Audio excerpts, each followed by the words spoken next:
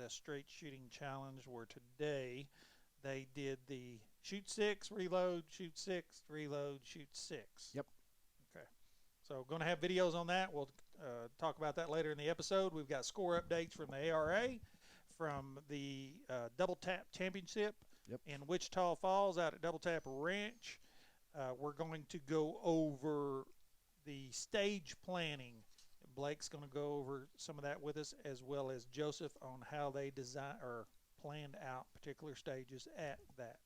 So we will have those posted on the stage drawings on Blake's Instagram at 415 Training. We'll also have them on our website, www.straightshootingwithdanandjoseph.com, like Domingo Ayala. Yeah, W. www. We're also going to have kind of a preview of the Area 3 Championship coming up. And I'm going to go over using a rifle rest and rimfire bench rest, kind of a one-piece rest versus a two-piece rest, what's out there, what I like to use, and why. All right, let's kick it off with our score updates. I'll go over the ARA right fast, and then they've got the updates from the Double Tap Ranch in Wichita Falls USPSA match. So ARA, American Rimfire Association, 22 long rifle bench rest. On the 11th of the month, Green Sea Club Tournament. Bill Wells won that with John Mix in second and Sam Wells in third. They're out in South Carolina. Same day, Rimfire Ridge in Arkansas had the Arkansas State Tournament. Greg Monroe was the victor on that with Brian Brandt in second, Noah Johns in third. In the unlimited class, in the factory class, Mike Howell won and Nash Brown was in second. Same day, Northeast Kentucky Fish and Game had a club tournament where Clint Flannery won the unlimited. Clinton Bernard in second and Howard Wilson in third. Next day, Rimfire Ridge in Arkansas again had a club tournament. Bob Cleveland won that one in the unlimited division with Jason Thornhill in second, Noah Johns in third. Factory class at that event was Nash Brown was your champion. Then you move on to the next weekend. Chickenfoot Rod and Gun Club, or Chickenfoot Gun Club in Cedartown, Georgia, had a club tournament with Greg Monroe winning, Lamar Gaddis in second, and Bob Cleveland in third. Notice Greg and Bob did pretty good the weekend before in Arkansas. They ventured out to Georgia. Greg's from Kentucky, Bob's from Oklahoma, but they like to travel and shoot quite a bit. Then Northeast Kentucky Fish and Game had their second club tournament. Each club in ARA is allowed 2 tournaments per year. This Northeast Kentucky second one. Glenn Spencer was your champion with Jason Pickens in second and Howard Wilson in third. Then on the 19th over in Nebraska, Lincoln, Nebraska, the Lincoln Isaac Walton League had their club tournament. Jim Stensvod was the winner. Robert Meade second. Wayne Jurgens was third. Back around to Ohio in Ashtabula, Rod and Gun Club. Ashtabula. Yeah. Ashtabula, not Ashtabula. Rod and Gun Club had their club tournament. The factory division, Stephen Washock Jr. was the winner. Greg Kiefer was second. Tony Washock was third. And in the unlimited, John Prince was your winner with Derek Brown in second, and Tom Shirley was in third. Also, on the 19th, we had the ARA Area 2 tournament at Kettlefoot Rod and Gun Club in Bristol, Virginia. Unlimited division, Chuck Morrell was the champion with Larry Parsons in second, Wayne Wills in third.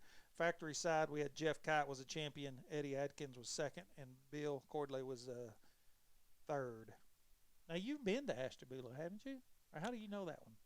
Well, I know what it's called because they were talking about it. You know how to say it properly? Whenever I was in Ohio doing the mobile testing, they talked about it. All right, Ashtabula. All right, now so there's the chicken foot and a kettlefoot. Kettlefoot. And a kettlefoot. Chickenfoot is called Chickenfoot because it's a chicken ranch. It's a chicken. I mean, they have chicken houses, and he runs a bunch of. Kettlefoot is actually called that because there was a bear in the area that left a paw print that they said looked like a kettlefoot, whatever that looks like, and so that's what that was named, was Kettlefoot. It's probably like when you say somebody has like lunchbox hands. I guess so. Because a kettle's big, so a kettle. And it's in Bristol, Virginia. Clubfoot. Now, this next week. I'll be in Bristol, Indiana. That's right. Joseph is traveling to Bristol, Indiana for the ASSA. Double check your GPS. Exactly. Well, it's not hard to notice because one's 13 hours and the other one's 19. It's a good trip. Just a stretch, good hop, skip, and a jump. Yeah, just to Michigan, That's right. basically. So basically, once you get out of Texas, you're halfway there. Yeah, Mhm. just about. Texas and I don't. Especially here in Central Texas, everything's 4 or 5 hours at least, Yep. Mhm. Exactly. no matter which direction you go. All right, so almost in Oklahoma is Wichita Falls, Yep. which is where y'all were this last weekend. What were the results on it? All right, so first off, the first guy's pretty easy as KC Eusebio. He made us all look like we were playing Yeah. a different game. This He- was actually like his first match in a while. He shot a club match last weekend, and as I said, Well, his that first, was his warm up. and he said that was the first time for him to pick up his open gun since nationals last year. Yeah. Um, He's a, What does he's he a, usually shoot? he's he's a been pro. shooting carry ups. Yeah. Okay. He's sponsored, I believe, by Glock. No. Zev. Well, Zev. he has a Zev, but I think he's also sponsored by like Limcat for Yeah. his open gun. Yeah. He's got every sponsor you can Yeah. think of. He's a talented little shooter, no doubt about that. His total time was 114 seconds. The next guy down, which was Max Michel, was 124 seconds. Yeah. Mm. So 10 seconds difference just in first and second. He just played a different game. I He's don't, fast. And Max is extremely good too. Max Yeah. is an awfully good shooter. Of course, now Max was shooting carry optics, so there's a little bit of time difference Yeah. on that. But third place was a gentleman out of the Metroplex named Dazi Zhang, and I've shot against him before, and I really thought I'd be closer to him, but he beat me like a stepchild, even shooting carry optics. Shane Coley, James Lofton, I don't know him, but I believe he's out, but I don't know. I think he's out of the Metroplex area, but I don't know that for a fact. Him and I were kind of racing, I guess, for second open because Casey just ran away with it, and I was sixth. And then it trickles down there. Trevor Cotter was awfully close behind me. Brixie Nelson was right behind me, 3 points. Trevor had one shot that was contested, and I think if he'd have got it, he would have been one or two spots up. That would have changed him. Yeah, that would have changed him. But woulda, shoulda, coulda. Yeah, I mean it was a I whole had- deal. Just out of curiosity, first three positions had no mics. Then after that, you got to go a long way down before you see anybody that did not have mics. Robert Porter's he's never been known for a technical match. He's always been known for verging on kind of a hoser style, up close, personal, not a lot of no shoots, not a lot of hard cover. I thought this match was a little bit different flavor than his typical matches because it had a few more no shoots out there, and I know the guy Mark Miller's responsible for that. He's kind of on hands guy. And I call this match a speed trap. Yeah, It encouraged you to go faster than you probably should. it's like Hence- deceivingly simple. Yeah. Like, oh, that's a 3-foot target. I can hose that. Oh, those Yeah, are but it's a 7-yard 15 targets. I can yards. hose those. And it just encourages you to go a little bit faster than you probably should. You just kind of lose focus on the fact you still got to watch that sights or that Mhm. dot or whatever. It's a good match. I enjoyed it. I thought it ran real well. It was hot as a boogers, but it ran well. It smooth. Everybody got done. My squad on Saturday got done at 3:30 or 4, something like that. Yeah, we were one we of the were- last ones to finish. We were done by like 2:30. Yeah, there's no big hang-ups. Lunch. Usually you'll get a ball up after lunch. It went well. Good deal. And what was your finish position, Blake? 6th overall, 3rd open. Third open. I was like Joseph? 64th overall out of I think 149 total shooters. He said he had 25 no-shows, so he should have been closer to 175, 180. But Yeah, and I was third in C class, which the top 4 or 5 guys in C were all shooting open, so about the same there. The difference between me and the guy that was in second in C class was like 3 points, and so it was pretty close. The guy that won C class, he was I think 20 points or so ahead of us, and he was like 12 total seconds faster than me and the guy that was in second. So he was just straight up faster than we were, but it was a pretty close battle between me and even on from 5th position, which was the guy right above me, James Lofton, down to 10th position was 30 points, yeah, it was pretty close. which is a pretty close match. 30 points is pretty close. That's a mic and a no shoot, and that changes everything. Just one shot can change that whole score. Okay. Yeah, and I had one. I probably would have been farther down because I had one where I was done shooting, and the ROO had called, if you're finished, unload. I took the mag out. Well, then I looked over because there was a no-shoot target, and I had drilled that sucker like right in the shoulder. And so I knew I had one bullet left, so it took me like probably 2 seconds between the time I took the mag out. So I literally had one mag in this hand, and I shot it one-handed, just put another one in it just to make up those points. And looking at the scores, it seems like it was worth it. In the moment, you're thinking in your head like, man, that was the dumbest thing I've ever done, because it was probably 2 or 3 seconds added onto my time. I'd take the extra time just because I don't want the mic. Yeah. Right. Well, I already smoked the no shoot, so it would have been a no shoot and a mic. Yeah, so it'd been technically 15 points down. Yeah. No, 25 points down. Yeah. No shoot, a mic, plus the 5 points you didn't gather with an alpha, so 25 points versus only 15 points down. Yeah. So I kind of salvaged it a little bit, but a lot of the master and GM guys, they try to give you advice, and they're like, just leave it, man, just leave it. It's not worth it. But in that case, I think it was, looking at how close it was on the scores. But So was that the video of when you went and dropped your mag? when I threw my mag across the universe? No, that was a different one. I actually had 2 mag fumbles throughout the match. The first one was on the I saw one on a table start. it was that one. That was the same one where I went to reload, and I was talking to Blake about this earlier. You usually will put your index finger over the top of the mag, so you grab it like this. Well, my finger slipped, so I just grabbed whatever I could feel. Well, I was at the very end of the mag, and so whenever I pulled it up, all the weight over the top literally just boomeranged it out of my hand. And I should have just won. I did learn something from that. So I didn't win, so obviously I have to learn. And if you feel it going, just let it go. Cause I looked down like I couldn't believe that it was falling, and I tried to catch it for a split second, and it was a mess. And then on the stage that had the 3 swingers that were all swinging together, Can. I don't know I must have just not seeded it well, because I got to the end. I had 2 targets left, shot the one. I was out of bullets, threw a new mag in, racked it, and the mag fell out. As soon as I racked it, the mag fell out. So you have to do it again and just hope it works that time. Well, luckily. Moral of the story is always have another mag. Yeah. Well, that was my last one, because I only carry 3, so I've got 4 for that STI. I only run 3 of them, and that was the last one that I had. So. How many rounds do you take to a 10-round stage?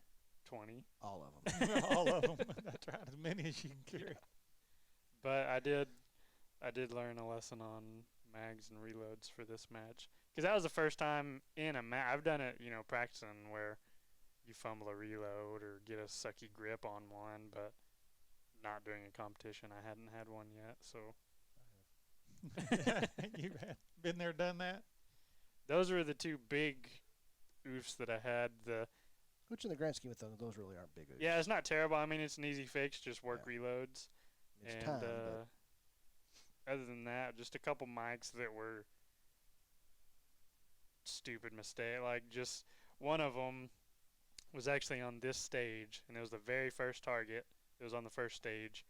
And so you did a different stage plan. We'll get to that in a minute. Well, anyway, I had a couple mics. We're not there yet. Couple mics that just would have been fixed if I'd slowed down just a fraction. I mean, Which gets back to where I said that this match was a speed trap. Yeah. It would just encourage you to go faster. Like I said, the first 3 shooters didn't have mics, and pretty much everybody else after that did. Mm-hmm. And they were, I will say that all my mics were on targets that were at distance. They were all 15-yard targets. So I just need to slow down, just get that cadence under control for those longer targets. Put that dot on there. Yeah, and that's the biggest thing, because a lot of shooters do what we call timing shooting. They press the gun, and it goes bang, and it recoils, whether it's an open gun or not, and it recoils. And as soon as it gets back to about here, they squeeze that second round off. And it doesn't really matter what the dot's doing. And That's where a lot of mics will come in at distance because you're just trying to go. Yeah, bang. because if you double tap one, and I say double tap is just because that's basically what you're doing. You're just waiting for it to settle back down, and then you fire it off. So however long that takes. A double tap is one sight picture, 2 shots. Yeah. That's a double tap. But That's not what we want to do in this game. your shot difference. So if it's like 5 to 7 yards, if you're waiting for that gun to settle down, you might have a difference of like 2 inches maybe. Well, when that target is at 15 yards, that distance now spreads to like 2 feet. And so that's exactly what it was. My first shot was an A, and the second clipped that little minuscule space between the edge of the target and the piece of wood, holding it up like I drilled right through the wood. It was a perfect hole, and it didn't even touch the paper. Awesome. So that was the mic that hurt the most. The rest of them, I think I know where they were. They had already pasted over them, and it was a mic anyway, so I kind of know which targets they were on, but not for sure, because you can kind of feel it. Like How the many did you ones- end up with? 6, I think, 6 or 7. I had 3. Yep. All right. All I told myself was I don't want to have any mics. This is an easy enough match that I don't want to have There's any that mics. word again. Right, I say easy, but I shouldn't have had any mics. In the very first stage, I threw a mic, so I was like, well, there goes that plan. But it was fun. It's a learning match for sure. Everybody has a plan until you get punched in the mouth. Yeah, Love that quote. until you throw a mic. That's Yeah. right. All right, very good. Let's move on to our straight shooting challenge.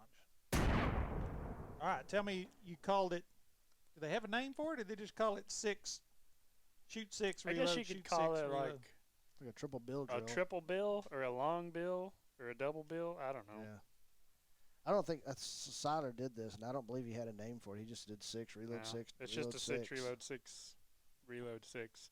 So you have 18 rounds total, 15 yards. 15 yards. So Which that is it is at a stretch little it out bit there of a a little bit. distance. So it's not like a hoser drill. You actually have to A little bit. have a little bit of controlled cadence and watch your dot. His groups were way tighter than mine. Mine looked My like groups weren't that tight. mine looked like a shotgun. And I mean, it's frustrating because I was telling Blake I need to work on just upper body strength and control, because you can feel it and you can definitely watch the dot move, because whenever you're shooting 6, 10, 12 rounds all in a row and you're not moving, if your grip or whether your arms are fatigued or your grip isn't that great or whatever, you can watch that dot just basically do a circle is what it does for me. And you can tell that looking at the target because it's kind of all in a circular motion. But so that's one thing that I need to work on. And it showed in this drill because it wasn't super fast. I think my times were like 9 seconds, 10 seconds. His were like 7, 7 and a half. One got over 8. Yeah. And like if that tells you anything, Christians were like 6s and 6, 4, stuff 7, like I that. believe. And they were all alphas. There's a reason So. he's national champion. Yeah. All right, so Blake, when we're doing this drill, what do we need to be concentrating on? So there's a lot of things going on in 6 reload 6.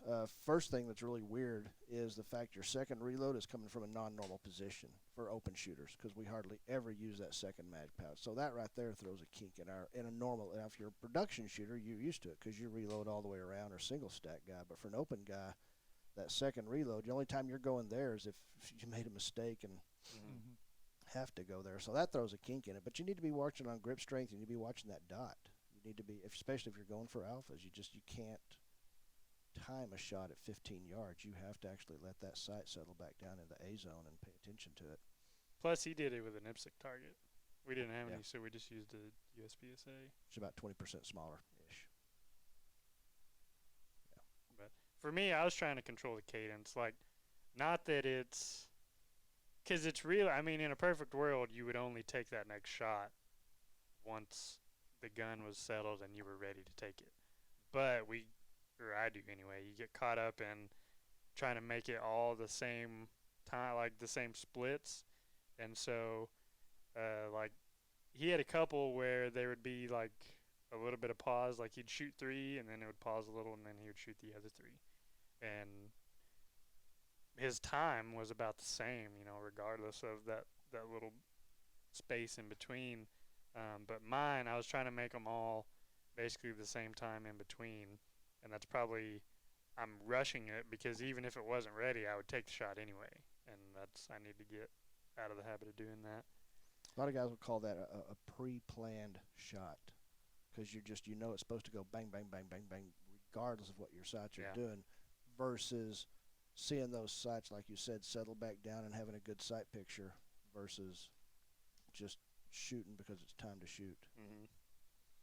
All right, well, we'll have those videos posted on our YouTube channel, Straight Shooting with Dan and Joseph. Spoiler alert, neither one of us beat him.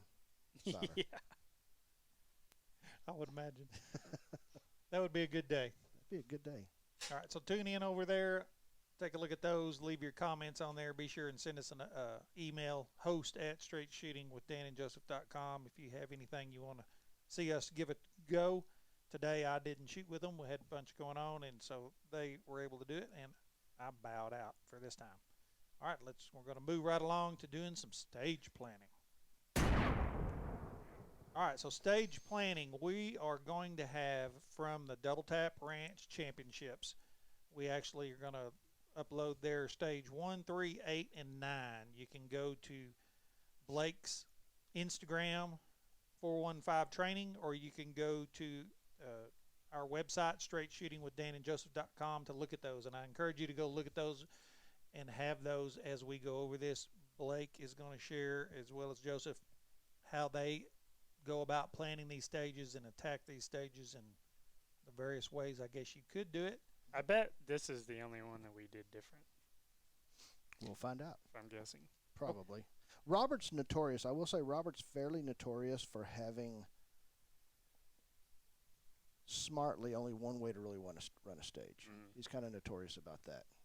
Generally speaking, Robert, there's a position 1, a position 2, a position 3, and if you do something separate than that, it's probably a bad game plan. Mm-hmm.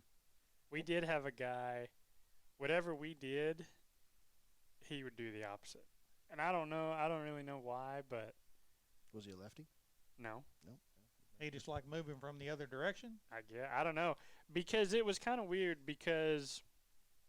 So, 90% of we had a big squad too. I think you did too. We had like 12 or 13 guys. 90% of us would do it the same way. And then there would be the way that Trevor did it, because he just like, it's more his natural movement. Even though he's a right-handed shooter, he moves better naturally from right to left. And so he would just run it backwards, basically. If there was a long movement, he would run it right to left. Other than that, he would basically do everything the same. This one guy, and I'm not going to single him out, but he just did everything backwards. And sometimes it worked out and sometimes it didn't. But I don't know why, but if it was my first or second match seeing that, I would have been confused on what would be best for me. Now I kind of have an idea of what feels good. Kind of what you say is there's what you want to do and then what you're allowed to do. And so you have to kind of weigh those things out to what feels natural, because you want to lean on that because that's going to feel comfortable and you're not going to have to go against the grain on anything. But sometimes you can't do that. Okay. All right, well, first let's look at, and I like how they named the stages. They had we're looking at stage 1. Mm-hmm. Stage 1. Lara Croft. Yeah, and the whole theme of this was Tomb Raider. Yep. So they all have Tomb Every year, Raider. he would do, he's always done themes since I've been shooting, but he used to do he did the Flintstones one year. And he literally made a Flintstone cart that looked just like the Flintstone cart that you sat in. That was the start position. Gun was on the seat. You were sitting behind the driver's wheel, and it looked like the Flintstone cart. Big, fat, wide tires and all.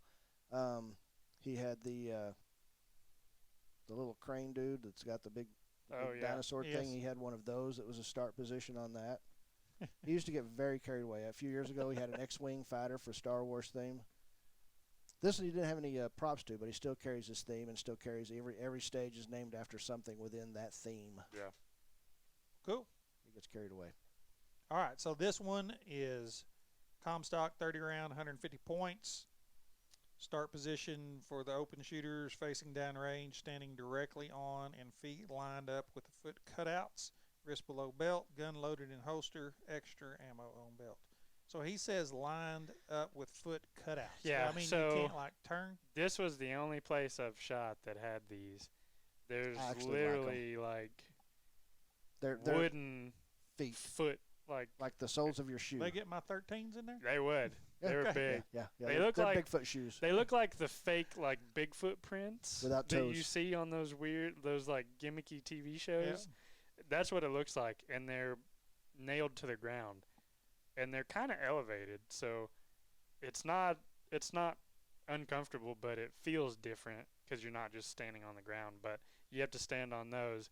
And if they had a funky shape or position, you had to do if that. they happen to nail one, yeah, one of them, she specifically said, the RO it's specifically said, pigeon-toed. you should feel a little pigeon-toed. If you're Because not the left pigeon-toed, one, we'll the let you left get one was like pigeon-toed. this, and the right one was somewhat normal. I actually kind of like it because now there's no question about where your feet go. yeah, It's odd, like you said, whenever they have something that's pigeon-toed, and I'm not pigeon-toed, but everybody has to do it. So and she did say that because they did check your feet. If they weren't, you couldn't just be standing on. well, on the video that one of my videos, I think it was one of my videos I think I uploaded, you can actually see the RO saying, "Are you ready?" And then he actually does a double check on my feet. Then you can see him start me after he double checks, make sure my feet are lined if up. your feet weren't But right. they didn't give anybody a penalty. They just wouldn't let That's you. not a procedural. That's Yeah. the RO's job to make sure you're in the start position. All right, very good. So before you go to these matches, Blake, do you print these out and look at these if they're available? I used to be a lot more carried away with printing them out and studying them than I am now. Usually when I look at them, I'm looking for just kind of a general round count,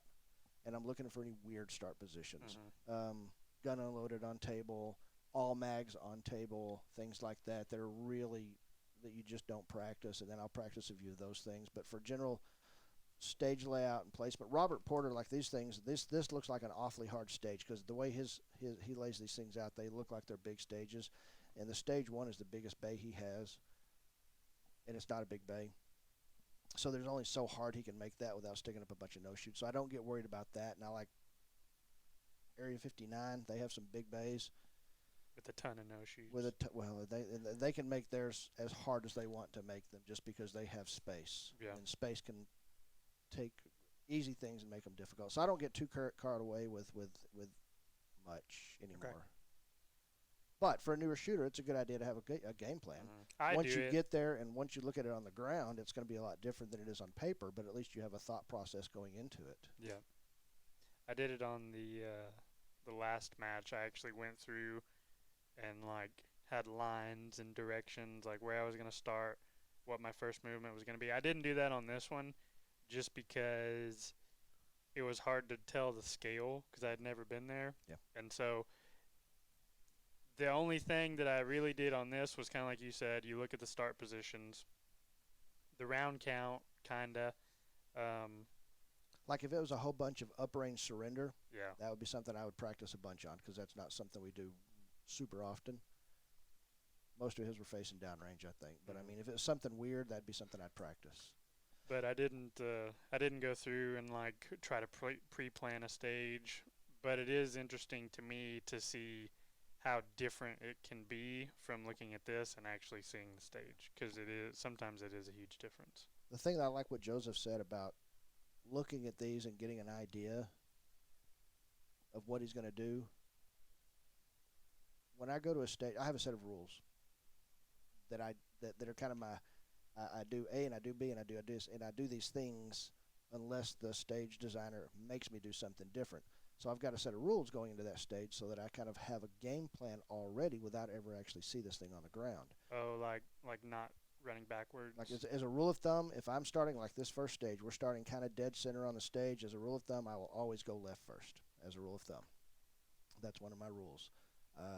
I'll never run backwards unless they make me run backwards. Like I wouldn't go this very front position first, even if it was a little bit closer. And there's always gray areas, but so having said that, if you're looking at these and trying to come up with a little bit of a formula for each stage, you're starting to develop your own set of rules, which is a good thing. And I would have done that on this. So looking at this, I would have gone left first. What did you do? I took those 2 steps forward, cleared these through that little port, and then went left. Okay. Which, All right, so you went there. Okay, so on the left-hand side, there's kind of a backwards L, Mhm. and on the upright there's a port in the middle with 2 targets. Correct. You cannot. So there's a barrel covering up the very far 2. Yeah. You did not. So you can't see these from here. The You only can thing only you see can those from here. Okay, so you're having to go. They can't see what we're pointing at, so I'm trying to know. describe it. So, There's so- 2 targets on the far left that you can Yes. only see from that left position, Yeah. okay, and then there are 2 low targets that you can only see from There's a window from here. that port, that that port. window, or And I didn't clear those at the beginning. And so I literally took 1 step up, cleared these 3 and those so 2. you cleared the one straight ahead. Yeah. And the 2 And there's 2 steels. steel. on the left-hand side And then I moved left and cleared the 2 on the left. through the window. Hmm. Okay, and then you come all the way around to the very far left and leaned around. Yep. To pick up the 2 back there behind the double barrels. I think, anyway. I don't think this might not be the one I'm thinking of. That sounds like a good plan to me. I'm pretty sure that's what I did. Okay. All right. So and then where'd you go after you did that? Then I had to throw a reload in there because it was 30 rounds where you have this big space in the middle to do exactly that. And so I reloaded across from, so I shot those, cleared these, came back around, shot those 2. And then as I was backing out, I reloaded and then turned through the port on the right and cleared these. So the 3 straight ahead there. Yep. And then you got to come to the far right, lean around, and you got 3 paper targets and 2 steel. Yeah, and I had planned on leaving those steel for the last position, but when I came in, I was lined up on them, and so I'd shot those through that port, and so all I had left on the last position on the right was those 3 papers. Okay, so you could, from that port dead ahead from your starting position, or I say dead ahead, slightly to the right, Hmm. you could still see those 2 steel. Yeah, you could see them. They were close to the wall, like they were at distance, so it's not like they were right Right. in line with the wall. But Okay. if you walked too far over to the right, you would lose them in that position. What'd you do, Blake? So per my rule, I always go left first. So I went far left, 2 targets. Came back around. I saw a lot of guys that were going right first. Because it's actually the way the stage was set up. It was a little bit closer to the right. The start position was a little bit closer to the right side versus the left side. But everybody that was going that was struggling to get out of, I call it getting out of a hole. Mhm. When you go up in that port in that little forward position, they'd start backing up. You'd see them turn, especially in their walkthrough. You'd see them turn, bump the wall, with their air gun out. And I'm like, that's one of my rules. As a rule of thumb, I always go left first, and I don't run backwards unless I have to. So left first, come around the corner, shoot the things that were directly ahead of me through the small port, turn back off the window, reload. But I came up to the far right position first, cleared the paper and the 2 steel because they were visible, and then I just did about 1 big step across, and I could shoot the 3 through the front port without actually having to go forward. Right. Okay. And I didn't go, so about where that window is on the left, that's as far forward as I went. Yeah. Because that was a pretty small window. Like, you had to not be right in it, but there was maybe a foot where you could pan across left to right. Okay. And then you've got videos of you doing these as well? that He you're has gonna his, upload? Yeah, I'll double check and make Like- sure which ones I've got up there. But I think I didn't put this one up, but I just put up stage 1 on my IG page. All right, Instagram 415 training. And the reason that that I what Blake didn't did? do it, because a lot of guys ran it the same way that he did. I didn't want to have to come up onto target after making that turn. And there's a little bit of shooting on the move in there, A little bit. which I'm at the point now where Well, unless it's a wide open target at a fairly close range, I don't want to have to shoot on the move. So like one of the big things I was wrestling with on this stage was coming off that left position and come around that corner. Initially, I wanted to hit the port first. Because I felt like if I would come in there and I'd make that hard turn, I'd hit that port. I was absolutely positive. My big thing is I try to eliminate say the name of it. I try to eliminate getting out of position so that you have to dance back and forth like that to see your targets. Gotcha. So my thought was if I'd come around, I'd hit that port first. I'm locked into that position, and if from that port, the stuff through that front window was open, for the front port was open. So you wouldn't have to dance. I was afraid if I came around that corner, went forward first, Get you deep in there. well, it'd either get too deep or I'd miss my position on Yeah. the port coming back. It was a pretty tight. It, If you were running along that wall, it would be a pretty tight turn. but I decided it worked. I decided it worked a little bit better shooting that front one first, turning, and then shooting the port on the back up. So by the time I'm done shooting that port, I'm 2 steps away from it. Yeah. And 2 steps closer to my next position. So And there's a ton of guys that like would basically do it the same way I did, and then run all the way to the right, and then walk up through that window. And it's whatever works best for you. That's not what I'm gonna do. well, and the thing is it's, the first thing is it's got to make sense in your head. If everyone is running it the way I ran it, and your mind is telling you to run it the other way, as long as it's not something ridiculous like going all the way forward to some weird position first and having to backtrack, something really weird. If executed appropriately, it's not going to make 5% difference. Not Yeah, even somebody. I don't remember what he said exactly. It was a perfectly executed bad plan is better than a bad- poorly executed good plan. Absolutely, 100%, 100%. And that's what happens if you try to do something that doesn't make sense in your head. It's Yeah, probably not going to go right. At some point, it hits you, and you have to like remember what you're actually doing, because it's not. You're trying to force something. Everybody kept saying flow, and like you hear that in any type of sport, like Sure. whether it's boxing or shooting or whatever. There's a flow, and if it doesn't feel natural, then your body is gonna want to do It's not something going to be different. natural. Yeah. Okay. All right, that's stage 1, Laura Croft. That's the one that I had the mic on the first target. Which one did you miss? The very first target. So that one right there. So The straight one- ahead in the The middle, one that I just drew to the on, left. I had an A and a mic, which is an awesome 2 words to hear is alpha mic. Better than Alpha Mike No Shoot Yeah, it is. all day long. Okay, next stage we're going to cover Cradle of Life, stage 3. This was his sponsored stage. Yep. All right, sponsored by 415 Training. Woohoo. All right, Comstock, 29 rounds, 145 points, 13 targets, paper targets, 3 steel. And this one, looking at it on this paper after shooting it, you cannot tell the scale of it. Yeah. Because that's probably 20 feet from That's where the start position is to here. Okay, It was a to the very long front. distance. And here's something kind of interesting. The starting position is palms cupping knees, Yeah, I've never started in that position. gun loaded in holster. well, like that one position you had to start Yeah, cupping like your this. elbows. You could cup whichever hand. The opposite hand had to go to the opposite elbow. Yeah. Didn't matter which way you had them, but had to be cupping your elbows. That was a weird start position. With stuff like, your hand position, that doesn't bother me that much because it's still not as bad as above shoulders. Because I'm just looking at it from a distance standpoint. So here, but everybody has to go from there, so it's not like it changes right?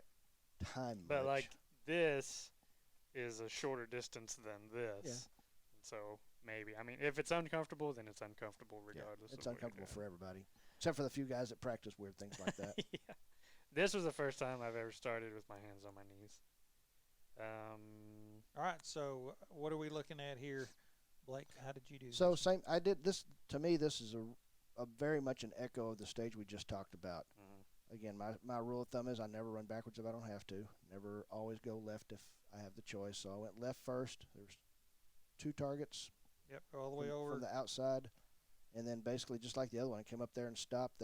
There's one target downrange that's probably 15, 18 yards. It was hidden by a barrel. The only place you could shoot that target was right around the corner of that wall. Yes. And so I stopped right at the corner of that. I didn't go forward at all. I stopped right at the corner of that, shot the paper at distance, 3 pieces of steel, and then I backed off on the 2 paper you could see from there.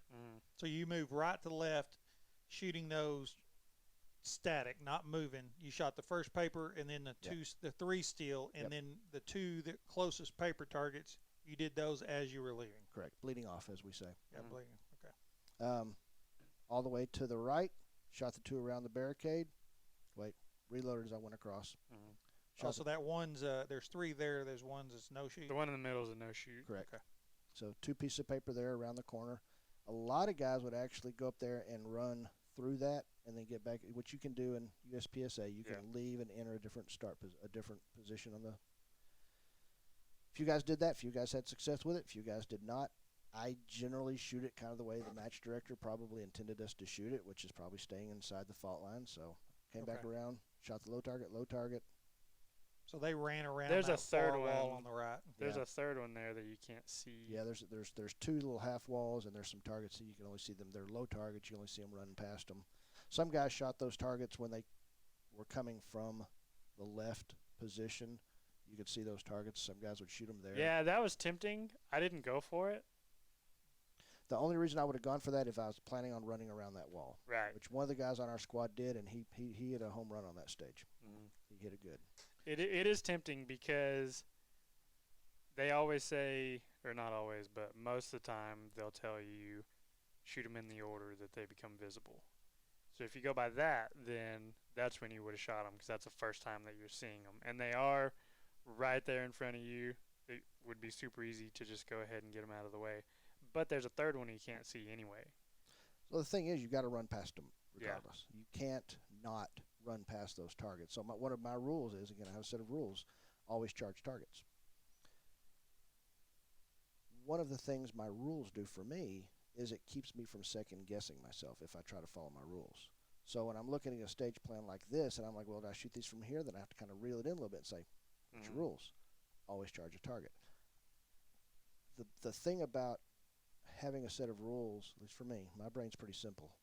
Having a set of rules is it keeps me from doing stuff that I'm just not good at, and continuing to do things that I know I've practiced and know that I can do. Charge a target. Is it a little bit faster maybe to shoot those up there? I mean, the one guy hit. I mean, Max Michelle shot the same way I did, and I'm sure he was second or third on the stage, just knowing Max. Yeah, and kind of what you're saying, the way that I looked at it was if I shoot them from this position coming out of there, that's a farther distance than if I wait until I'm here, I'm closer, and they're like right there in your face, and Now, you if I can save a position and shoot them back there, that's another story. Yeah. But you're running across, you're not having to slow down or stop. Well, and part of my rule on that is charging the target. So, like, if I decide I want to shoot these targets coming from the far left, so I get my gun up and I'm going bang and bang and bang and bang. Then all of a sudden I realize I had a trigger freeze and I went 2 steps too far, and now I'm out of position. Yeah. So now I've cost myself 4 steps. I got to get back in position, and then I got to leave that. That's 6 steps, really. I've gone 2 too far, 2 back, and then 2 again to get back to where I was. When you could have just waited until. Okay. But again, my brain's simple.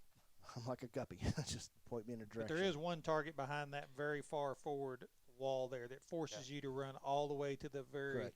And then that end. barrel back there in the very back, there's another target behind it. You Yeah. have to go all the way forward. You're basically all the way up here before you can see it to the left. Gotcha. And then behind this wall, the farthest right wall, Mm-hmm. there's a covered target. Yes. So it's a partial no shoot, and that's the one I got all the way to the end. It was a pretty good run. Other than that, I got all the way to the end. Have you looked at the video, see how long the time it was? Well, she cut it off. Oh, I do this, and the video ends. gotcha. And so I got all the way to the end, and the RO said, Cliffhanger. if you're finished, unload. I unloaded as I was looking off to the right at that target because it's only like 3 feet away, Yeah. 3 to 5 feet. It was a pretty close target. I took the mag out, looked over to the right, and noticed that I'd beautifully demolished that no shoot. And He did not survive. so I knew I had one left in my gun. I had already taken the mag out, and so I just one-handed just put another one. I think I got an A on it on the makeup shot, but it took probably 2 seconds to do that, and I think it was worth it. Kind of like we were talking about earlier. Looking at the scores, I think it was worth it to make it up. Otherwise, it wouldn't have been. What was your earlier? You said one of them was your best stage, Blake. This next stage we're going to talk about. Okay. All right, let's move over to the next one, which was stage 8, Luminate Tribe. Luminate. Luminate. Yeah. You can tell I'm not into Tomb Raider. That's okay. Ashtabula and Ashtabula. Ashtabula. What would you say? WWW. WWW. That's Domingo Ayala. So this is two This- shooting stages. yeah. This is the one that you start with your hands cupping your elbows. And this is also the one with the can-can swingers. He has a rack that has 3 swingers on it, and they're all tied together so they all move exactly the same like can-can dancers. And they're behind steel hardcover, steel hardcover. which is a bonus because at least you know you hit the hardcover then. yeah, Because you you'll can- hear it ring pretty I hit solid. it. I hit it on my first shot at him, and this is also the same stage that I fumbled the other reload. Which 3 are the can? These. Yeah. Okay, the very far. So far that back. popper activates them, Okay, I got you. and they swing like this. They swing it. There's They 3 of swing them that the right swing. Yeah. and then like a can. But It's just like a swinger, but they're all For- tied together. For so like they there's all, 3 of for them. half the movement, there's steel in front of it. I got you. So you got to wait for them to come back. Yep. Yeah. So you've got to activate. Where can you shoot on this thing? I'm You can kinda see them confused. pretty early on you can. because that was the only thing that saved it from being a total disaster. Is that popper can be like your third target. It So could have where's been the your shooting area. Is the right shooting here. area the just shoot- that one little area and right then- there and next to the yeah. barrel, and then this one over here. and all the way over against that wall? mhm. Two- So you're going to have to activate them from the far left shooting area and then Yeah. run all the way to the right. To Now, I get will to the say swingers. The shooting area right here did not have a set of barrels by it, and Yeah, so they weren't there. most of this was either fairly open or became open pretty quick. Okay. Because within probably a step or for sure by 2 steps, you could see those poppers. You couldn't see the paper. The activator popper you could see from the Yeah. start position. You started outside, so what you step in, that could have been your first shot. Yeah, you had could have so shot it. chosen. First off, because that just gives those swingers time to slow down. Yeah, 'cause you can. Because- So if they stopped, were they all visible? Yep. Yes. It would have had to taken a long Yeah. time for them to stop. Yeah, they'd swing all day. They swung. I'll bet they'd swing 3 or 4 minutes Yeah. before they'd stop. It was a large movement. He has exercise weights tied on the bottom of it. And they Yeah, swing there's like pretty. They don't 10-pound swing weights super on it. fast, but they'd swing forever. It's like a pendulum. Yeah. But since you could see that popper early on, what I did was I shot those 2 papers first. on the far right Mm-hmm. because they disappeared when you move forward. Yeah, and then the popper was my next one. Yep. And so I think I did both poppers, walked up, shot those, and I think those were stacked. Yeah. I don't think they were side by side. The The two one straight ahead. Uh-huh. they were two as a stack with a no shoot.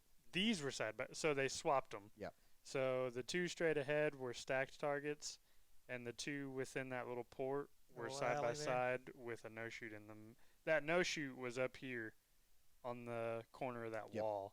Okay. And I think he survived the entire match. I don't think anybody shot him He was more to keep you from shooting early. Yeah, too late on this other stuff to make you kind of make you have a juggle position up there, so you couldn't just run up there into one position and go bop bop bop bop bop bop bop bop. and then you run across. Obviously, you can't shoot between those 2. You wouldn't be able to see anything anyway. That was a super tight wall to, to shoot get on around. to get on the outside of that wall to get the Yeah. 2 that are on the far right. Mhm. It was It was between the back of the shooting maybe this area far. and the front of that deal was like Really this. tight. Okay. Which did you Because sh- that which did you shoot first? Did you shoot outside or did you shoot the can-can I first? shot the can-cans I did first. too. I would have done it the other way around though, if I could shoot it again. Yep. I shot the can-can first, and I'd still do that again. I would have thrown my reload in. Because then you got to get. So again, one of my things is if I have a choice, I'm not going to get into a hard position Right. and then get out of a hard position as well. I'd rather just do that hard position one time and then call that end. Mm-hmm. May have to sometime, but there could have been steel on the outside that you have to go there first Right. to activate something. But All right. So Blake, how'd you run then? so there's really only Sure. one way to run this. So step in, shoot the 2 on the far right because they disappear. Start moving forward, shot the popper on the move, shot the 2 stacked targets directly ahead of me on the move. About that time, I was up in the front of that position, shot the 2 through the little weird port thingy that you could see. Okay. Steel paper, boogied across, reloaded. I stepped in and I turned and I shot the can-can swingers as my first position on that far side. and then got in the hole, and then I shot a whole bunch of rounds on the outside. But still a good. It's 93 or 94% for me. Yeah. My other problem on that is I didn't reload across. I should have. Oh, One thing, why didn't you reload? I have no idea. And I do it I do it at the 22 night also. It's cuz I plan on being perfect. Oh, Like no. I don't plan on missing. And so I got lucky on 2 stages. I finished with 0 rounds left in the gun or the mag. You know, we talked about my rules, right? Yeah, and I'm slowly learning my rules. But One of my rules is I've got a magic number, 26 rounds. yeah. As See, a rule of thumb, if there's 26 rounds or more, as a rule of thumb, it's a reload. Because my brain, Colt Wilkinson, he will say, you know, it's easy. You just, if you miss once or twice, you got to reload. yeah, My then brain you doesn't know do that. you have to reload. I don't do that. My brain doesn't do that. My brain, if I don't program in a reload, my gun will go bop, bop, bop, bop, click. Yep. And then I'm frozen for 2.5 seconds going, why is my gun not going bang? Mhm. Got to reload. See So, the 26 rounds. If there's, and you might as well. It didn't cost a thing to reload. I know, and I'm figuring that out. It doesn't cost a thing for you to reload. It still costs us. Well, for that 'Cause- distance, skill yeah. level to skill level, it wouldn't cost anybody anything as long as Yeah. you didn't do something really silly like really fumble up a bad reload, stop, pick it up, Which is what throw I the did. dirt off. You know. So it was like a double trouble thing because not only did I not reload in this mile of distance Yeah. that I had to move across, then I ran out of ammo. Not only did I run out of ammo, I threw the mag in, racked it because I was completely dry, and then the mag fell out. So it's like when it rains, it pours. And so then you have to grab another mag, my last mag, throw it in, rack it, and then just to fire the last 2 shots. And that's the only. So if I ran it that same way, I would have shot around. If I reloaded across here, then I would have shot it the same way, where you go swingers first and then come around because you have all the ammo in the world to work Sure. with. makes sense. But what my problem was, I sent 2 with those swingers 12 and steps, smoked the rough steel. numbers. Yeah, it's across the world. It's Yeah. from U.S. to It Australia. was literally from edge of berm to edge of berm. It was just a about huge that far. distance. I don't know why I didn't reload. I know why. It's because I plan on being perfect and not missing, which never happens. But that's just, I have to get out of that mindset because I do the same thing at that 22 night. Like if it's 40 rounds, you know, technically you have 7 misses that you're allowed. Well, those can come up on you pretty quick. And so in your head, you're thinking, okay, That bang, bang. 22 night is surprisingly challenging. and but it's the same on. I mean, it's the same exact concept on this. Is because especially on steel, if I plan on not missing steel, I'll miss it 99% of the time. Especially these little poppers, like the stage that had the 4 in the middle. Mm-hmm. I already knew that I was gonna miss the second one Pickup stage. because of my trigger prep, and you pointed this out earlier. So something happens in my brain that runs down my arm to my trigger finger, and like the first probably 4 shots are good, and then I start slapping it like it gets super loose, and I knew it was gonna happen, and it happened on that stage. I missed the second one, and then after that I'm fine because it clicks in my brain. Oh, Slow down, dummy. your trigger prep is getting too sloppy, so you need to tighten it up.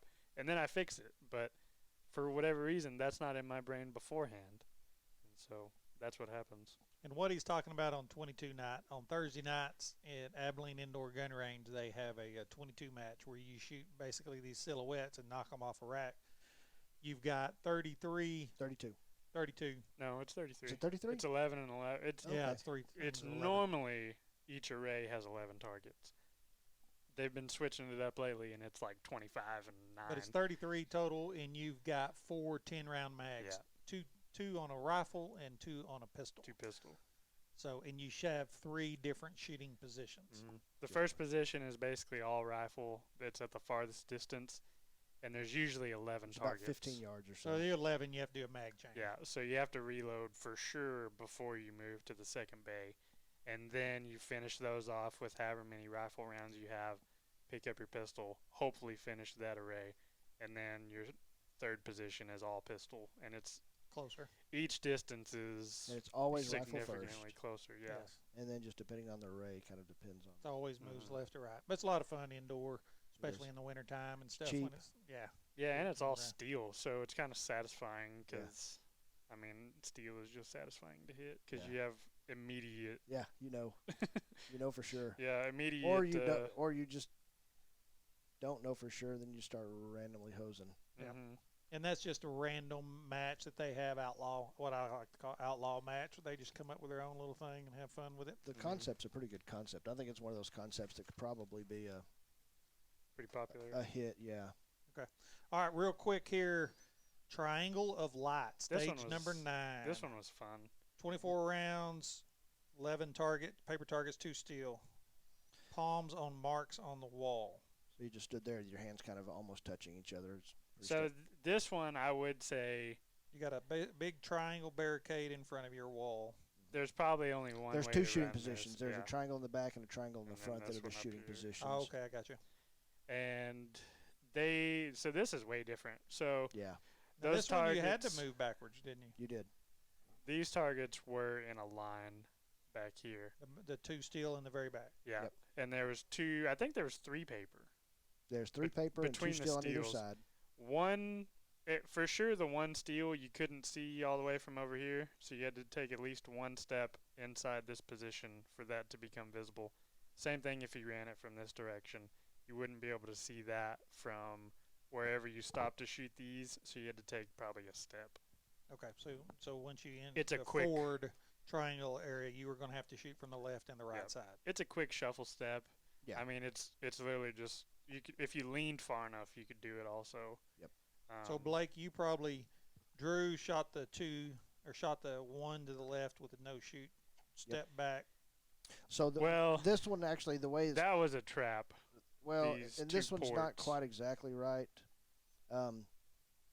From the very back corner on either side, you could pretty well see all of the All of targets them. on either the right or the left, whichever Okay. side you were on. So those ports are traps. Like most people ignored them and ran What are all you the way calling back a to the port? quarter. Oh, kind of through the Through barrels. those barrels. So up front, you could see these two. on the outside.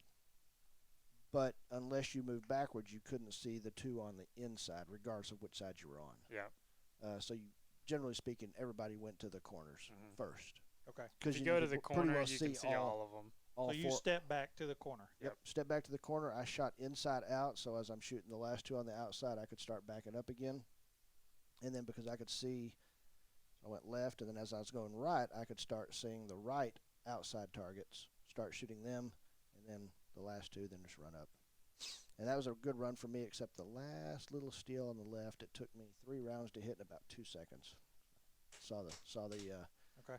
Saw the stop sign going, the checkered flag syndrome. Oh, I Mhm. got this. I don't have. And you can actually see on my video, I went boom, boom, and I called a good shot, and I dropped my shoulders, and I went bang, and that 2.5 seconds easy. I gave up just because I did it the same way.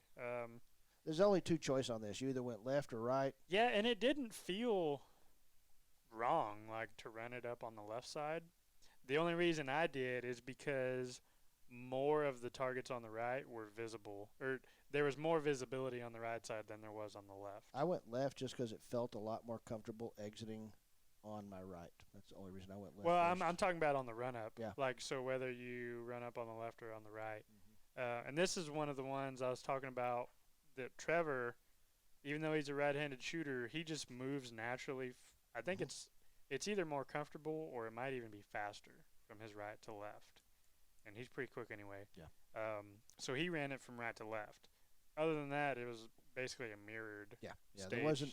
It's strictly an opinion. There wasn't an advantage of left or right. It was Mhm. strictly what was more comfortable. And for this you. is the one. So between that run up, he reloaded strictly off of instinct because typically if we're moving, that's what I told him. I was like, man, he threw a reload in. It didn't hurt him at all. Like he probably couldn't have ran any faster if he wasn't reloading than he did without. But just for absolutely no reason, he threw a reload in between those positions. You just want to throw an expensive mag on the ground. Yeah, I guess. Because, I mean, literally, as soon as we saw it, everybody's like, what are you doing? And he got done shooting, and he's like, why did I do that? I don't know why. I know why. It's because it's instinct. Yeah, When it you have is. a long movement. But it didn't hurt him. So No. As long as you don't do something silly, it wouldn't have cost a thing. yeah, and that's what his big deal was. He was like, dude, if I would have messed that up, it would have been And that's the problem with game the reload. over. Yeah. Well, kind of like me missing that steal. Had I not missed that, I mean, I go back and I watch the video in slow motion and kind of time it and see how long it actually takes. And it was a solid 2.5 seconds, and I was about 2 seconds off of what my pace should have been. So I mean, that one stage right there. Theoretically, those 3 shots cost me second open instead of third, vice versa. Yeah. One of these stages, I don't know what Mark Miller did, but he put some kind of voodoo on the steal because everybody was missing it like 3, 4, 5 times. I didn't. And he told me, that because I was like, man, it looked like it was designed perfectly for open guys or PCC because you could see everything at a pretty good distance. Mm-hmm. Like for carry optics or production, it would be a stretch to shoot everything from that far back, so they had to run up a little bit. But I was like, man, this is like an open shooter's dream. And he was like, yeah, till you go to war with those poppers down there. What are you talking about? It's probably that pickup stage because there's 4 poppers right dead center in a row. I think it was this one. I think it was 5.